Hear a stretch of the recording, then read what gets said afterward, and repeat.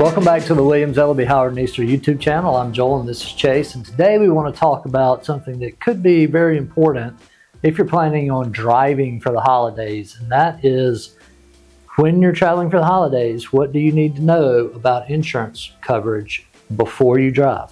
So let's jump right into it. There's several things that could apply, like what happens if you cause a wreck? What happens if somebody else hits you? What if they have insurance? What if they don't have insurance? All of those kinds of things come into play. So today we're going to talk about how to be prepared and know what kind of insurance coverage you have before you hit the road. So why don't you get us started, Chase? Yeah, so literal Chase will answer your question of know whether or not you have insurance before you hit the road. Yeah. And the reason I say that's happened recently where folks will be switching insurances and they will just forget to confirm that their new insurance has applied to their vehicle. So first things first, make sure you have valid insurance coverage. Now, if you've had insurance you've been paying and you haven't switched recently, that doesn't apply to you. But if you have switched recently, please make sure that you actually have coverage. So that's the first thing you need to know. Yep. The second thing you need to do is, assuming you have verified that you actually have insurance, you need to look at what we call the declarations page of the policy that you do have. That's going to be the page that tells you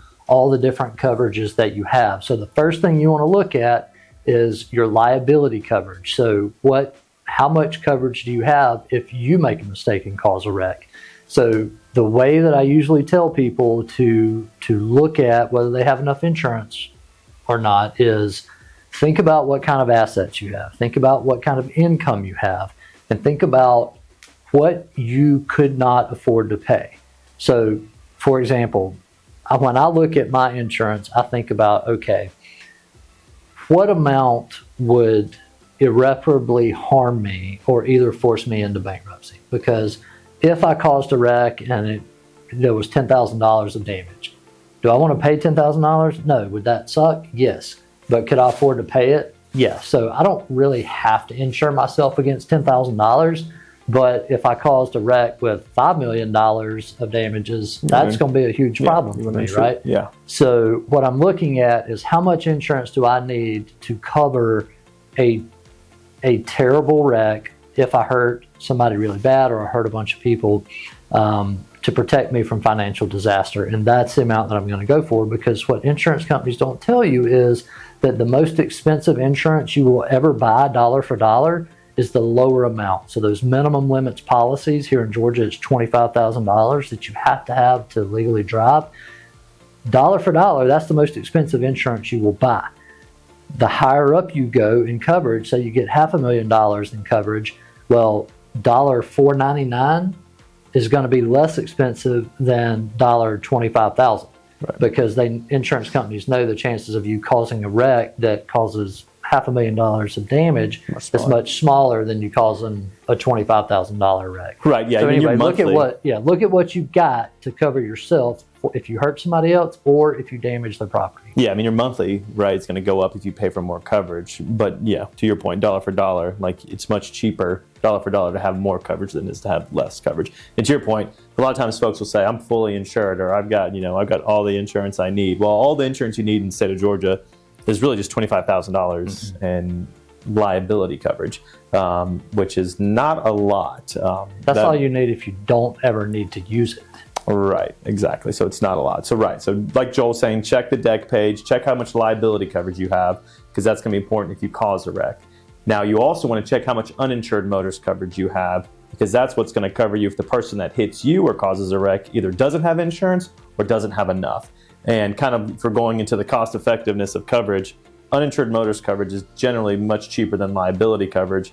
And if you are looking at your deck page and you're going to get uninsured motorist coverage, make sure it is add-on uninsured coverage or excess coverage, because what that'll do is it'll be in addition to whatever the person who caused the wreck has. So say, for instance, Joel hits me. If he only has $25,000 in coverage, I'm going to look to my own insurance, and if I have another $25,000 in uninsured motorist coverage that's add-on or added to, then I'll have $50,000 of total coverage for my injuries, because it'll take Joel's coverage and my coverage. You add those together. So that's the uninsured motorist for the injury side. Yeah, and I was going to say, along those lines, when you're thinking about the amount that you're going to need to cover your own injuries, if somebody else is uninsured or underinsured that hits you, think about what medical care costs nowadays. So like if you got in a wreck and you go to the hospital and literally the only things that happen are you get checked out, you have 2 or 3 CT scans to make sure you don't have internal bleeding. Maybe they give you some medicine to put a Band-Aid on the pain for a few days. That's probably going to cost you in excess of $10,000 to $15,000, maybe more, depending on where you go. So when you're looking at the amount of UM coverage to purchase, $25,000 can vanish very quickly if you go to the emergency room. So just think about that. Think about how expensive healthcare is nowadays, and make sure you get enough to cover at a minimum what an emergency room visit, maybe some follow-up physical therapy care would cost. And when you're looking at your deck page and you're looking at the liability coverage and your uninsured motorist coverage, at a minimum, your uninsured motorist coverage should be at least equal to however much liability coverage you have. I've seen it a handful of times, and I don't know why these policies are written, where there might be $100,000 in liability coverage, and then you look at your uninsured motorist coverage, and it's only $25,000. I mean, I know why they're writing those policies, because it's a little bit cheaper, obviously, to have $25,000 of uninsured motorists than it is for $100,000 of uninsured motorists. But the cost difference is not a lot at all, and the amount of benefits you get from having at least equal to and excess UM coverage is huge compared to not having it at all. But bottom line is, for the majority of middle class households, at least in the Kennesaw, Ackworth, Georgia area where we're at, you need to have at least $100,000 of liability coverage and at least $100,000 of UM coverage. If you're in the upper middle class, you need to have at least $500,000 of liability coverage, and the same for UM. If you're in if you're a high wage earner, then consider getting $1 million policy with maybe an umbrella policy on top of it. There are very few circumstances, except for where somebody's, and I know there are a lot of people like this, so don't get me wrong, I'm not saying there's anything wrong with getting minimum limits coverage when that's your only option. But if you have assets and you have a steady stream of income, at least seriously consider getting that, at a minimum, the $100,000 liability and UM policy. Yeah, because you're protecting yourself. Yeah. Now, if all you can afford is the minimum limits, then get it and do what you have to do. That's why it's there, for people that are struggling financially or don't have a lot of assets. But if you have anything, you want to protect it. So that 100 is kind of the base that we usually recommend. So we've talked about coverage to protect injuries, whether you hurt someone or someone hurts you.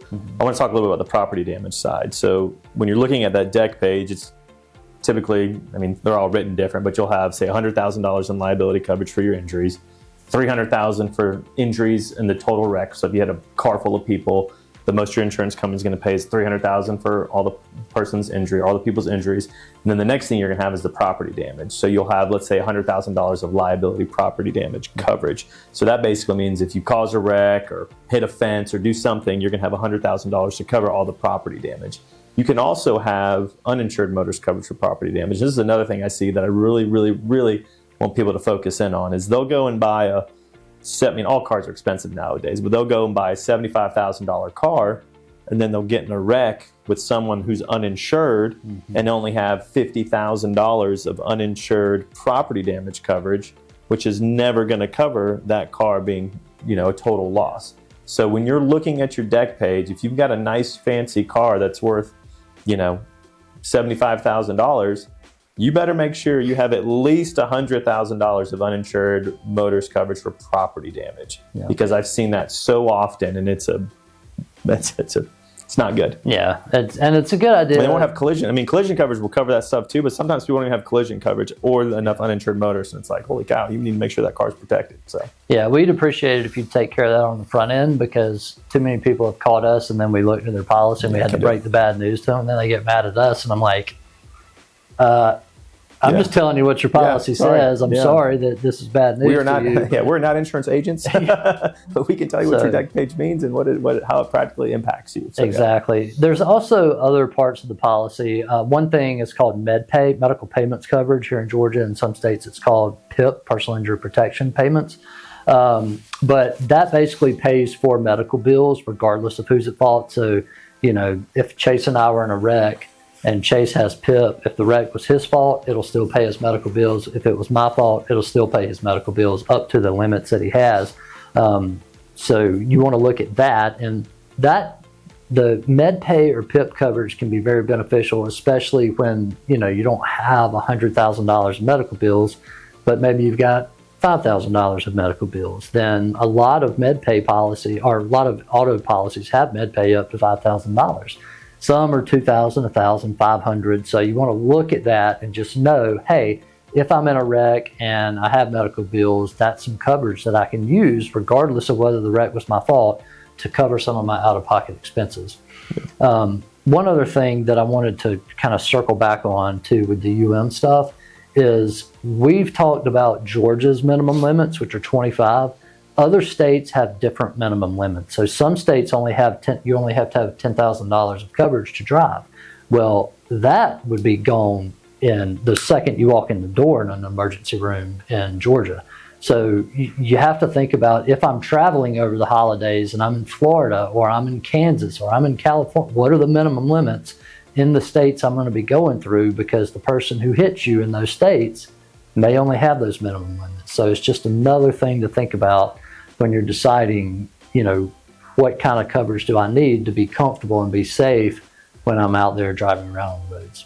Yeah, no, I think that's all good advice. And I think we've hit a lot of the, the kind of the highlights when it comes to your deck page and how much coverage you need, especially when you're out driving around this holiday season. Yeah. And so, one last thing I would say, have a copy of your insurance card. If not a paper copy, have it on your phone. So if you happen to get pulled over or get in a wreck, have it easily accessible so you can have that information. Yep. And one other thing I do want to mention before we sign off is, do you want to go over like the differences between a normal policy and then policies you might have through a mutual company like State Farm? Yeah, so briefly, this could probably be a topic for a whole nother video, but it's worth noting, right? Yeah, so all right, typically every insurance policy, for the most part, let's say you have a family of 4 and you've got 3 cars in your household. Typically, the Geico, Nationwide, Travelers of the world are going to write one policy, and each vehicle is going to be insured under that one policy. State Farm, as a mutual company, is a great example. Is that what they'll do is they will write individual policies for each vehicle. And so the benefit of doing that is that each vehicle, especially on the uninsured motorist side, let's say each of the 3 vehicles has $25,000 of uninsured motorist coverage. Well, you can take those 3 policies, because they're separate policies, you can take those 3 policies and stack them on top of each other to have even more uninsured motorist coverage available to you. So sometimes, specifically in the State Farm realm, sometimes they might say, well, you've got 4 cars with us. You don't need uninsured motorist for all your cars. If we just put it on one of your cars, then it's going to cover you because all these policies stack anyway. There's a lot of different nuances that come along with that, but generally speaking, if you have individual policies written for individual cars, they stack. Some policies will just write, or some insurance companies rather, will just write one policy for all vehicles. Yeah. So if you do happen to have State Farm, it's just something to think about. Yeah. You may have more coverage than you think you do. Yeah. But that pretty much covers it. Be safe out there on the roads. Be responsible. Please don't drink and drive. Keep your phone out of your hands when you're driving. No texting and all that. And have a safe and happy holidays, and we will see you in 2026. As personal injury lawyers, we love what we do, and we're happy to share the experience we've gained in personal injury law. To help our family, friends, and YouTube subscribers, we've shared over 300 personal injury videos covering various injury topics. So if you'd like to gain more knowledge that may help protect yourself or a loved one when you're on the roads or out in public, check out our channel or view our playlist of shorts for quick personal injury tips.